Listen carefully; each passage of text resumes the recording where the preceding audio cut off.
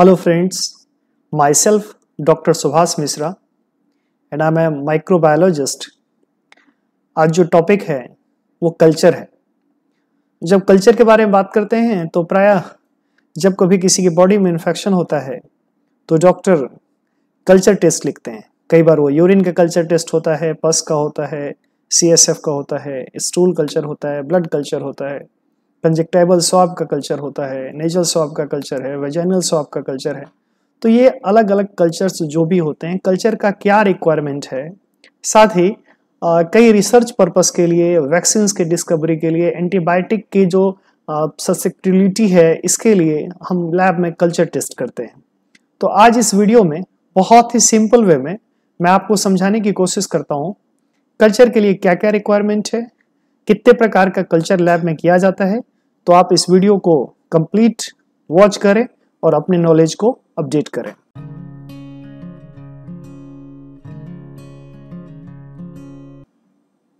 जब सबसे पहले इंट्रोडक्शन के बारे में बात करेंगे तो microorganisms exist as a mixed population in clinical materials और एज रेसिडेंट फ्लोरा।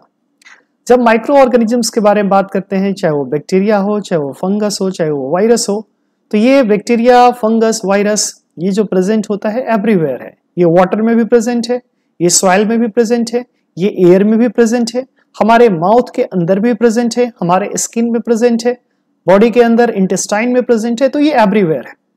तो कहता है कि microorganisms exist as a mixed population.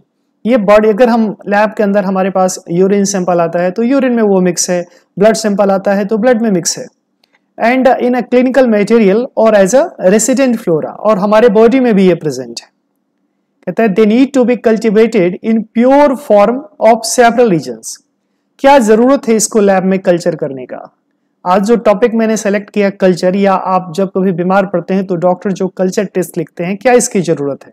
Number 1, to demonstrate their properties so as to identify them for the clinical significance. इससे क्या फायदा होता है? हम जब यूरिन कल्चर करते हैं या पस कल्चर करते हैं या किसी भी स्पेसिमेन का कल्चर करते हैं तो हम उसमें बैक्टीरिया के बारे में जान पाते हैं कि ये जो इन्फेक्शन है वो किस बैक्टीरिया से जुड़ा हुआ है और वो बैक्टीरिया कौन से डिजीज प्रोड्यूस कर रहा है बॉडी के अंदर। तो क्लिनिकल सिग्निफिकेंस जो यहाँ पे आप देख पा रहे हैं, इस क्लिनिकल सिग्निफिकेंस का मतलब है कि वो बॉडी के अंदर कौन सा डिजीज प्रोड्यूस कर रहा है। सेकेंड पॉइंट है to determine the sensitivity to the antibiotics.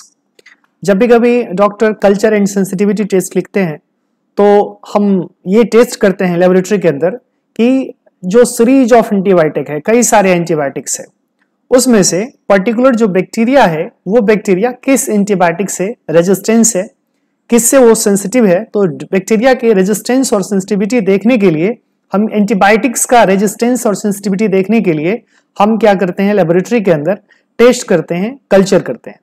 पहला पॉइंट तो मैंने आपको क्या बताया? पहला पॉइंट तो हमने बताया कि क्लिनिकल सिग्निफिकेंस, कि किस बैक्टीरिया के द्वारा कौन सा इंफेक्शन होता है, इसको लैब में पता करने के लिए, या पेशेंट के अंदर जो सिम्टम्स है और उसने जो स्पेसिमेन दिया, सैंपल दिया, उसके आइडेंटिफिकेशंस के लिए हम लैब में कल्चर करते हैं। सेकेंड पॉइंट हमने बताया कि एंटीबायोटिक का जो सेंसिटिविटी और रेजिस्टेंस है, इसको देखने के लिए भी हम लैब में कल्चर करते हैं। नेक्स्ट है to study their physiological virulence.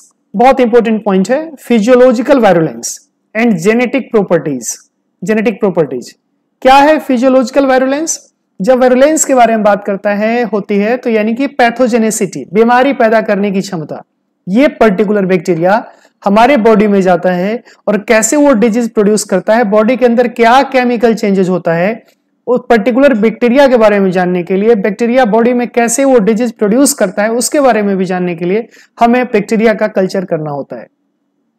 Bacteria का क्या जेनेटिक मेकअप है, उसके अंदर क्या जेनेटिक पॉसिबिलिटी है, उसका जेनेटिक अरेंजमेंट क्या है, इसके बारे में जानने के लिए हम लैब में क्या करते हैं, कल्चर टेस्ट करते हैं। अगला पॉइंट है to significant growth for preparing antigens and vaccine. Very important point.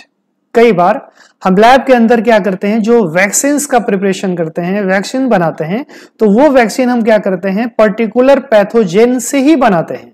उसको, उसके जो केमिकल है, उसका जो लाइक कह सकते हैं उसकी जो टॉक्सिन्स हैं, उस टॉक्सिन्स को हम क्या करते हैं, न्यूट्रलाइज करते हैं, एट्यूनेटेड करते हैं, जिससे डिजीज प्रोड्यूसिंग कैपेसिटी उसमें कम हो जाती है। और जब वो बॉडी के अंदर जाता है तो क्या करता है, एंटीबॉडी के प्रोडक्शन को इलिसिट करता है, एंटीबॉडी के प्रोडक्शन को शुरुआत कराता है, और फ्यूचर में वो एंटीबॉडी जो है मेमोरी सेल्स के रूप में बॉडी में रहते हैं।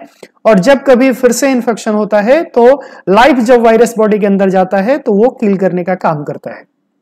इसके अलावा मैंने जैसे बताया था, रिसर्च पर्पस में भी इसका इस्तेमाल होता है। बहुत इंपॉर्टेंट पॉइंट है, रिसर्च पर्पस में कई बार हम कहते हैं कि हाँ ये बैक्टीरिया जो है ये इससे पहले का बैक्टीरिया में से थोड़ा सा चेंजेस है, तो जब उसके जेनेटिक मेकअप के बारे में मुझे पता होता है और फिर से हम उसको स्टोर करके रखते हैं और दोबारा फिर से हम रिसर्च करते हैं, दोबारा उस बैक्टीरिया के बारे में स्टडी करते हैं, तो हम देखते हैं कि क्या उसके वेरिएंट में कोई म्यूटेशन आया है, कोई चेंजेज आया है। तो ये सारे हमारी नीड होती है, जरूरत होती है लैब में कल्चर टेस्ट करने का। वन बाय वन एक बार और हम डिटेल में बता दें। डिजीज के डायग्नोसिस के लिए करते हैं, जहां पे हमने पहला पॉइंट लिखा है क्लिनिकल सिग्निफिकेंस, को किस बैक्टीरिया का किस एंटीबायोटिक के प्रति रेजिस्टेंस और सेंसिटिविटी है उसको स्टडी करने के लिए करते हैं।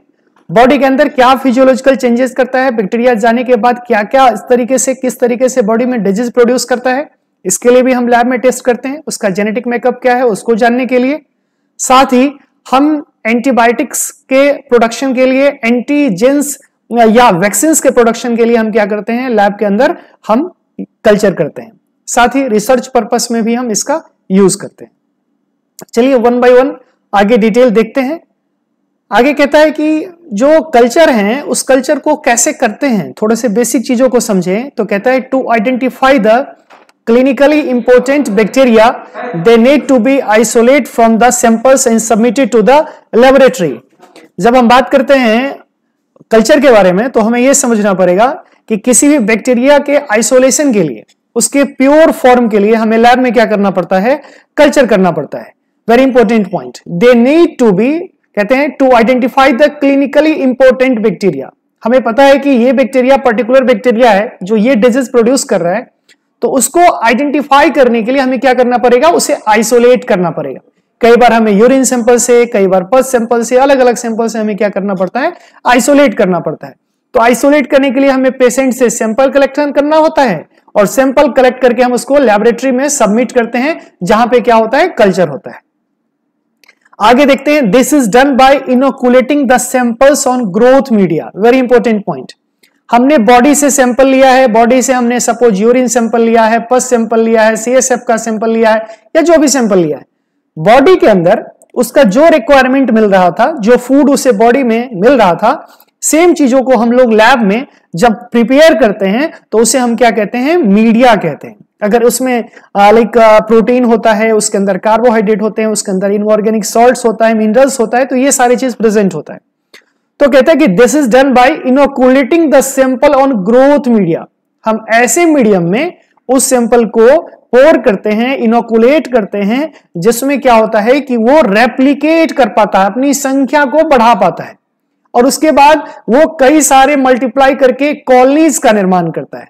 वो मीडियम क्या हो सकता है, खाना कैसा हो सकता है, सॉलिड फॉर्म में भी हो सकता है और लिक्विड फॉर्म में भी हो सकता है। Very simple. अगर हम बात करें कल्चर के बाद टाइप्स ऑफ, यानी क्या क्या चीज जरूरत है, एक कल्चर मीडिया के अंदर क्या क्या होना चाहिए, तो कहते हैं कि जब सबसे इंपॉर्टेंट टर्म के बारे में बात करते हैं तो पेप्टोन जो है is a common ingredient of culture media. किसी भी कल्चर मीडिया का जो सबसे इंपॉर्टेंट कंपोनेंट है वो क्या है, पेप्टोन है। क्यों? क्योंकि ये जरूरी है, it is complex mixture of partially digested proteins. ये प्रोटीन्स है, बॉडी के अंदर उससे क्या मिल रहा था, प्रोटीन्स मिल रहा था, तो हम बाहर जब लैब में उसको कल्चर कर रहे हैं तो उसको प्रोटीन दे रहे हैं, तो वो क्या है, मेन मीडिया क्या है, प्रोटीन है।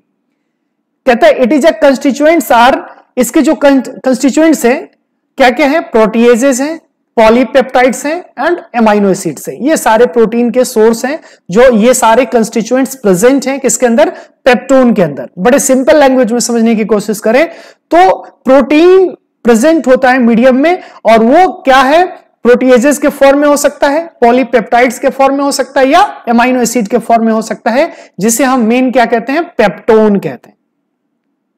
आगे देखेंगे तो कहता है कि culture media contains variety of inorganic salts. Peptone तो होता ही होता है, साथ में इनऑर्गेनिक सॉल्ट्स भी होता है, जैसे कि फॉस्फेट होता है, पोटासियम होता है, मैग्नीशियम होता है। ये सारे किसके रूप में काम करते हैं?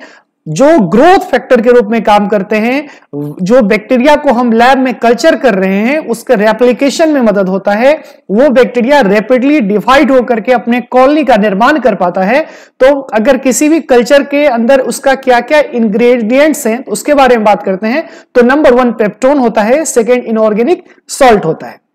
थर्ड जो बात करेंगे, ग्रोथ फैक्टर में और भी यूज किया जाता है, जैसे राइबोफ्लेविन है। ये राइबोफ्लेविन भी किसका काम करता है? ग्रोथ फैक्टर का काम करता है। नेक्स्ट अगर बात करें तो आगे हम देखेंगे क्लासिफिकेशन ऑफ मीडिया, तो उसमें देखेंगे ब्लड अगार क्या होता है, चॉकलेट अगार क्या होता है। तो कई बार मीडिया का क्लासिफिकेशन अभी हम देखेंगे डिफरेंट टाइप से हमने किया है अगले स्लाइड में। तो मीडियम के अंदर में कई बार ब्लड मिलाया जाता है, कई बार सेरम मिलाया जाता है, कई बार यीस्ट एक्सट्रैक्ट मिलाया जाता है। तो ये सारे भी इंग्रेडिएंट्स हैं किसके? कल्चर मीडिया के। चलिए अब टाइप्स ऑफ मीडिया के बारे में बात करते हैं। जब मीडिया के टाइप्स के बारे में बात करेंगे तो based on consistency media 2 types का होता है, एक लिक्विड मीडिया होता है और दूसरा सॉलिड मीडिया होता है।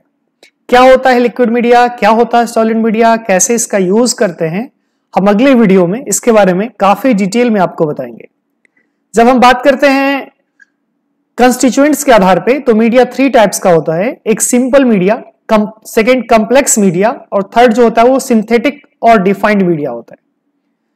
जब उसके फंक्शनल रिक्वायरमेंट्स के बारे में बात करते हैं तो enriched media, enrichment media, selective media, indicator media, differential media, transport media and anaerobic media. अगले वीडियो में इस सारे मीडिया के बारे में एक एक करके हम काफी डिटेल्स में और काफी सिंपल वे में आपको समझाने की पूरी कोशिश करेंगे। अगर आपको कल्चर क्या है, कल्चर का क्या क्या रिक्वायरमेंट्स हैं और कितने टाइप्स के मीडिया होता है, ये अगर आपको वीडियो समझ में आया हो तो आप इस चैनल को सब्सक्राइब करें, वीडियो को लाइक करें, ज्यादा से ज्यादा शेयर करें और इससे क्या होगा, मैं भी मोटिवेट होऊंगा और इसी तरीके से आपके लिए नए नए वीडियो लाता रहूंगा। Thank you so much.